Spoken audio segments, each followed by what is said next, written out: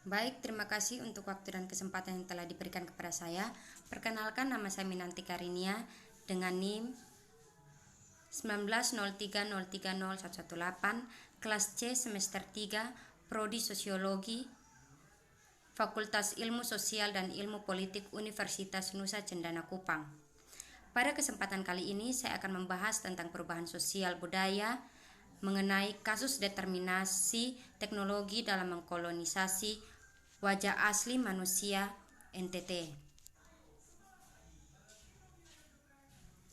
Determinisme merupakan tesis filosofis yang menyatakan bahwa segala sesuatu di dunia ini, termasuk manusia, ditentukan oleh hukum sebab akibat. Determinisme menyatakan bahwa perilaku manusia ditentukan oleh faktor-faktor yang dapat ditunjukkan secara jelas. Faktor-faktor itu berupa motif yang tidak disadari, pengaruh masa kecil, pengaruh keturunan, pengaruh kultural, dan lain sebagainya. Aliran ini berpendapat bahwa apabila manusia mampu mengingat dan mengetahui apa saja yang dapat mempengaruhi dirinya, maka semua tindakan manusia dapat diperhitungkan sebelumnya. Dan apabila sekarang manusia tidak mampu dan belum bisa menentukan apa yang telah dilakukan dalam menghadapi hal-hal tertentu yang mungkin akan terjadi pada dirinya, itu dikarenakan manusia belum mempunyai pengetahuan yang cukup untuk mendalami tentang hal-hal yang menentukan akan tindakan-tindakan yang ingin dilakukan. Atau mungkin manusia tidak mau memperhatikan sebab-sebab yang menentukan akan setiap hal tindakan yang telah dilakukan. Pengertian teknologi secara umum adalah proses yang meningkatkan nilai tambah produk yang digunakan dan dihasilkan untuk memudahkan dan meningkatkan kinerja, struktur, atau sistem di mana proses dan produk itu dikembangkan dan digunakan. Teknologi dianggap sebagai penerapan ilmu pengetahuan dalam pengertian bahwa penerapan itu menuju pada perubahan atau perwujudan sesuatu. Demikianlah teknologi adalah segenap keterampilan manusia menggunakan sumber-sumber daya alam untuk memecahkan masalah-masalah yang dihadapinya dalam kehidupan. Secara lebih umum, dapatlah bahwa teknologi merupakan suatu sistem penggunaan berbagai sarana yang tersedia untuk mencapai tujuan-tujuan praktis yang ditentukan. Determinisme teknologi adalah sebuah teori yang menegaskan bahwa perubahan yang terjadi dalam perkembangan teknologi sejak zaman dahulu sampai saat ini memberikan pengaruh yang besar terhadap masyarakat. Determinisme teknologi juga diartikan sebagai suatu susunan otonom yang berbasis teknologis, yang kemudian mengklaim bahwa teknologi sebagai suatu faktor yang dominan dari terjadinya perubahan-perubahan sosial yang pengaruhnya sendiri berangkat dari makna kebudayaan dan kegunaan yang bisa diberikan oleh teknologi tersebut. Maka itu, determinisme teknologi menganggap pentingnya ide-ide manusia dalam menciptakan teknologi yang kemudian teknologi tersebut mempengaruhi kehidupan sosial manusia. Indeksi pembangunan manusia merupakan indikator penting dalam mengukur kesejahteraan masyarakat. Masyarakat dapat dikatakan sejahtera jika suatu daerah memiliki angka indeks pembangunan manusia yang tinggi. Nusa Tenggara Timur merupakan salah satu provinsi di Indonesia dengan 22 kabupaten yang berbeda pada gugusan Sunda kecil di dalam Kepulauan Nusa Tenggara. Provinsi ini terdiri dari kurang lebih 550 pulau. 3 pulau utamanya adalah Pulau Flores, Pulau Sumba, dan Pulau Timur Barat. Nusa Tenggara Timur menapati bagian barat Pulau Timur. Provinsi ini juga terkenal dengan pariwisatanya memiliki panorama dan keindahan alamnya seperti Pulau Komodo, Danau Kelimutu, dan wisata bahari di Pulau Alor. Keindahan alam tersebut berbanding terbalik dengan indeks pembangunan manusia di Nusa Tenggara Timur. Memiliki nilai indeks pembangunan manusia terendah ketiga di Indonesia. Hal ini dikarenakan kurangnya pendidikan di Nusa Tenggara Timur, di mana angkatan kerja di Nusa Tenggara Timur hanya memiliki strata pendidikan sekolah dasar dan tidak melanjutkan ke pendidikan yang lebih tinggi. Kesenjangan sosial di provinsi ini juga tergolong tinggi. Hal ini dikarenakan rasio Gini Provinsi NTT hanya 0,35 di bawah rasio Gini nasional yaitu 0,41. Kesenjangan sosial pada provinsi ini masih tergolong tinggi. Selama kurang lebih 7 tahun terakhir, Provinsi Nusa Tenggara Timur hanya menempati peringkat 31 dan 32 untuk Indeks Pembangunan Manusia tingkat nasional. Nusa Tenggara Timur selalu menjadi juru kunci dalam persentase Indeks Pembangunan Manusia secara nasional. Hal ini dikarenakan mutu dan kualitas pendidikan di Nusa Tenggara Timur masih rendah. Ini terbukti dengan tingkat tingginya angka berhenti sekolah. Fasilitas dan sumber daya manusia di Nusa Tenggara Timur juga masih rendah. Daerah yang masih terpelosok dan fasilitas belajar mengajar yang kurang memadai membuat mutu pendidikan di Nusa Tenggara Timur rendah. Pembangunan manusia memiliki cangkupan yang luas dan pelopor pendekatan pembangunan manusia dalam ilmu ekonomi. Secara umum menurut IPM adalah salah satu instrumen untuk mengetahui pencapaian pembangunan manusia suatu negara dalam batasan-batasan tertentu, dan IPM juga mewakili tujuan pembangunan manusia.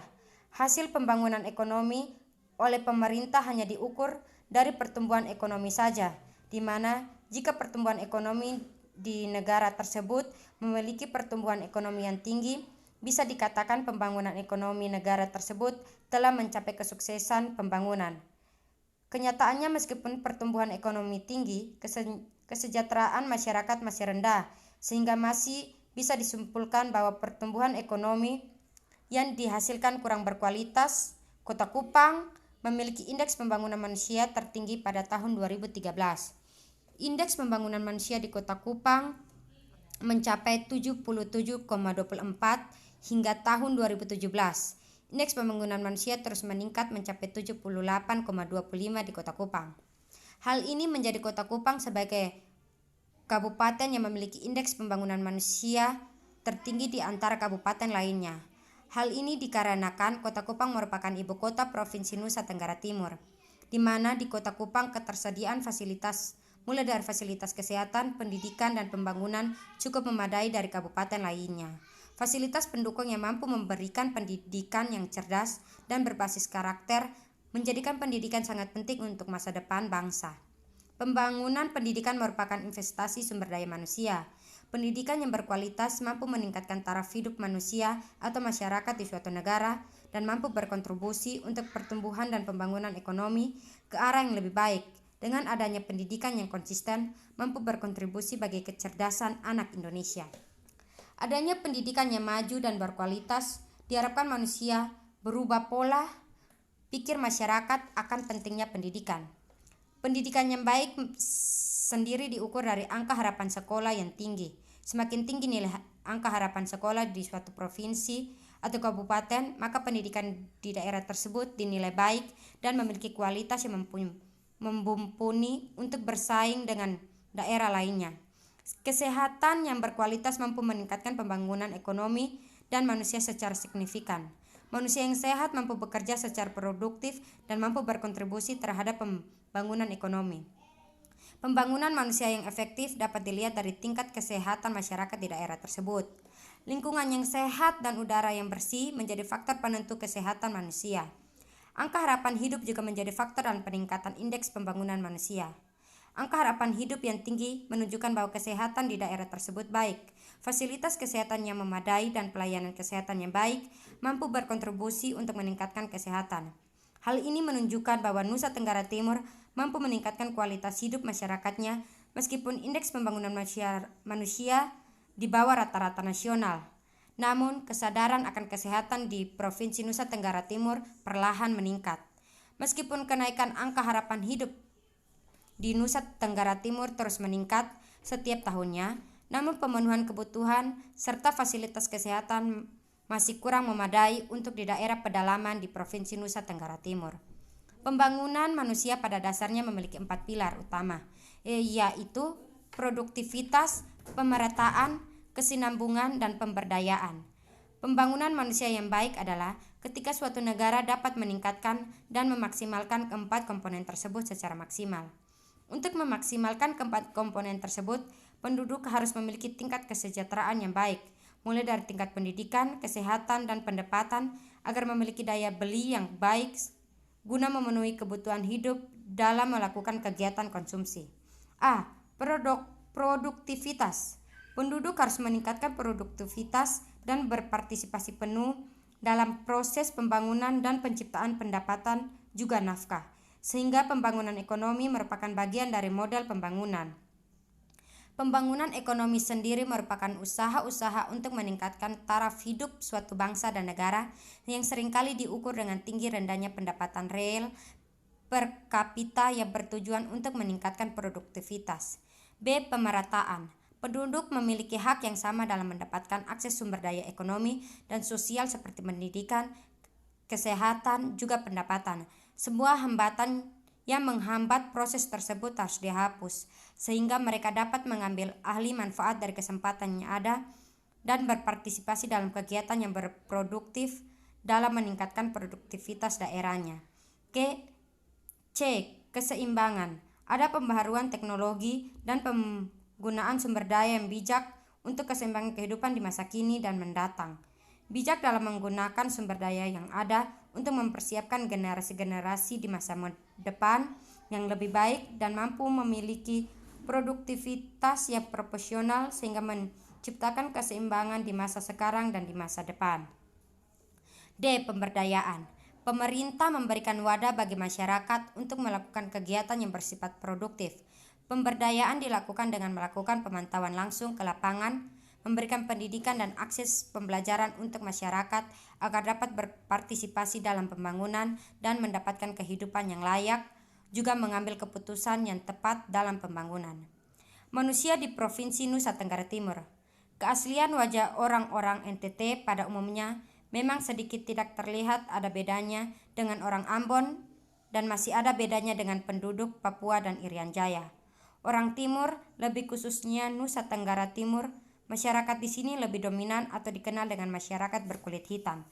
Bukan hanya itu, masyarakat NTT memiliki ciri khusus seperti rambut keriting atau ombak, kulit muka agak tebal, badan agak berotot dan berwatak keras. Tetapi di balik ciri-ciri tampang wajah di atas, banyak juga penduduk NTT yang mempunyai kedudukan atau jabatan atau posisi yang tinggi, bahkan tertinggi di sebuah instansi ataupun perusahaan swasta termasuk BUMN. Disinilah perbedaannya, bahwa penampilan wajah bukan merupakan suatu ukuran atas kemampuan seseorang untuk memaksimalisasikan kemampuannya untuk berkompetensi. Untuk urusan tanggung jawab atas pekerjaan, pada umumnya orang NTT adalah tipikal orang yang jujur dan pemberani dan bertanggung jawab.